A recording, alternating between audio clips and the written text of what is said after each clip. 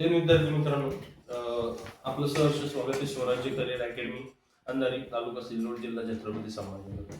आजचं जे व्हिडिओ बनवण्याचं कारण आहे की मागच्या 3-4 दिवसापासून एमपीएससी विद्यार्थ्यांची जी दशा चालू आहे, दुर्दशा चालू आहे, त्यानंतर त्यांचं आंदोलन चालू आहे, त्याच्या संदर्भात आजचा व्हिडिओ आहे.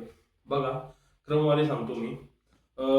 एमपीएससी गट ब पोलीस उपनिरीक्षकासाठी जी जागा निघणार होत्या त्या डिसेंबरमध्ये निघणार होत्या, परंतु शासनाच्या निष्काळजीपणामुळे त्या जागा जुलै महिन्यामध्ये निघल्या. म्हणजे ऑलरेडी 7 महिने त्या जागा लेट झाल्या.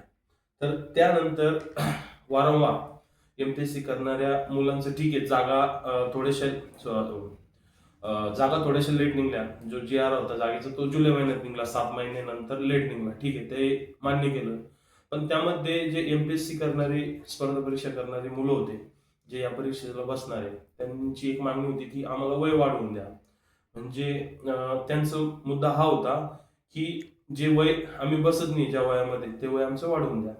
तर यावर शासनाने कुठलाही निर्णय घेतला नाही.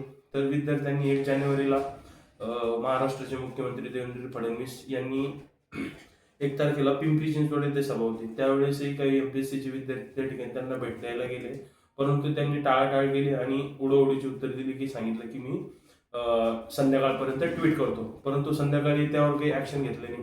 त्यानंतर 2 तारखेला लगेच मुलांचे हॉल तिकीट सुटले. मुलांचे हॉल तिकीट सुटल्याच्या नंतर तिथं मुलांनी हॉल तिकीट सुटल्याच्या नंतर मुलं आक्रमक झाले. एमपीएससीचे जे पोरं होते ते आक्रमक झाले. त्यानंतर संध्याकाळी त्यांनी उपोषण चालू केलं. तर उपोषणाला वारंवार काही विद्यार्थ्यांनी त्या ठिकाणी आंदोलन करण्याची पोलीस स्टेशनला मागणी केली, पण त्या ठिकाणी त्यांना काही परवानगी भेटली नाही. परवानगी आणायला गेली पण त्यांना काही परवानगी भेटली नाही. नाईलाजाने मग त्यांनी परवानगी न घेता उपोषणाला सुरुवात केली. तर उपोषणाला सुरुवात केल्यानंतर जसं जसं हिंसक वळण घेत होतं, त्या ठिकाणी गर्दी जशी वाढत होती मुलांची, त्या ठिकाणी मग पोलीसवाले आले. त्यांनी आंदोलनकर्त्यांना गाडीमध्ये बसवून नेलं. त्यानंतर राजकीय थोडीशी चळवळ सुरू झाली. त्यानंतर काही सामाजिक कार्यकर्ते असो, जसे की मनोज जरांगे पाटील झाले, त्या व्यतिरिक्त आणखी भरपूर सामाजिक कार्यकर्ते त्या ठिकाणी येऊन आंदोलनकर्त्यांना भेट देण्यासाठी आले. परंतु त्या ठिकाणी महाराष्ट्राचे मुख्यमंत्री असतील, त्यानंतर जे लोकप्रतिनिधी असतील, त्यांनी कुठलीही दखल घेतली नाही. आज महाराष्ट्राची परिस्थिती एवढी बिकट झालेली स्पर्धा परीक्षा क्षेत्रामध्ये, एक सामान्य मागणी केली फक्त त्या विद्यार्थ्यांनी. लाखो विद्यार्थी ते परीक्षा देणार आहेत. तर त्या लाखो विद्यार्थ्यांची मागणी हीच होती की बाबा आम्हाला वय वाढवून द्या. परंतु सरकारला म्हणा किंवा शासनाला म्हणा, कुठलीही याची काळजी घेतली नाही, काही नाही.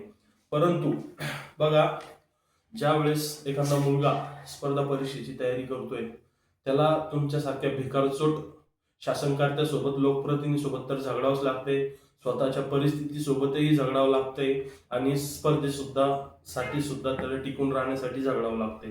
विचार करा किती मानसिक तणाव वगैरे त्या विद्यार्थ्यांना येतोय. 3-3, 4-4 वर्षापासून, 5-5 वर्षापासून ते मुलं त्यांचं घर दार सोडून, आई वडिलांना सोडून तयारी करताय. पुणे यासारख्या ठिकाणी हो, संभाजीनगर यासारख्या ठिकाणी हो, त्यानंतर लातूर सारख्या ठिकाणी हो, भरपूर ठिकाणी एमपीएससीची तयारी करणारी मुलं आहेत. 4-4, 5-5 वर्षापासून त्यांनी घर सोडून ते तयारी करताय. लाखो रुपये त्यांनी स्वतःवर खर्च केले. एक वेळची परिस्थिती त्या विद्यार्थ्यांची तुम्ही जाऊन बघा की ज्या ठिकाणी तुम्ही 2 टायमाचं तुमचं डेगर भर खाता ना, त्या ठिकाणी एमपीएससीचे विद्यार्थी असो किंवा स्पर्धा परीक्षेचे कुठलेही विद्यार्थी असो, एक टाइम ते नाश्ता करता आणि दुसऱ्या टायमाला जेवण करता. 10 रुपयाची चहा पिताना सुद्धा ते 3दा विचार करता. कारण ते काय बघता? आपली परिस्थिती. कारण या क्षेत्रामध्ये कष्टकरी शेतकऱ्याची मुलं आहेत, त्यानंतर मोलमजुरी करणाऱ्यांची मुलं आहेत, त्यांचे आई वडील कशा प्रकारे त्यांना पैसे पाठवतात याची जाणीव फक्त त्या शेतकऱ्यांच्या मुलांना आणि आम्हाला माहिती काय परिस्थिती सध्याची. तर बघा, एक शेतकरी जेव्हा त्याच्या मुलाला पैसे पाठवतोय, रात्रंदिवस शेतामध्ये काबड कष्ट करतो, मोलमजुरी करतो, तेव्हा त्याच्या 1 महिन्याच्या पैशाची जुळवणी करून तेव्हा त्याला पाठवलं जातं.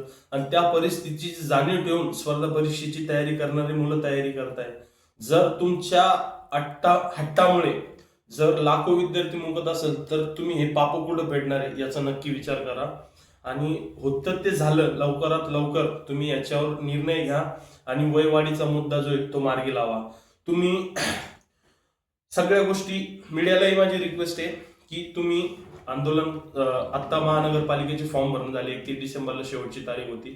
त्यावेळेस प्रत्येक ज्यांना उमेदवारी भेटले त्यांचं तुम्ही रड करानं सगळं तुम्ही सोशल मीडियावर दाखवलं, तुमच्या न्यूज चॅनलवर दाखवलं. परंतु माझी कळकळीची विनंती आहे महाराष्ट्रातील तमाम सोशल मीडियावाल्या, जे न्यूजवाले चॅनलवाले असतील त्यांना, की ग्राउंड लेवलला जाऊन तुम्ही त्या ठिकाणी रिपोर्टिंग करा आणि जी वस्तुस्थिती आहे ती समोर आणा, जेणेकरून कुठंतरी झोपलेल्या शासनाला, आळस भिकारी शासनाला याची जाणीव होईल आणि कुठंतरी योग्यरित्या ते हा प्रश्न मार्गी लावतील. बघा, आज लाखो विद्यार्थी यापासून मुक्त आहे. याचा विचार करा. जर यदा कदाचित एखादा मुलगा चुकीचा निर्णय घेतोय तर त्या ठिकाणी त्याच्या पाठीमागचा पण विचार करा तुम्ही. एक घराचा कर्ता पुरुष जातोय, त्यानंतर त्याच्या आई वडिलांवर काय वेळ येईल याचा सुद्धा विचार करा. भिकारचोट शासनाला माझी हीच विनंती आहे की लवकरात लवकर त्यांनी या गोष्टीवर निर्णय घ्या.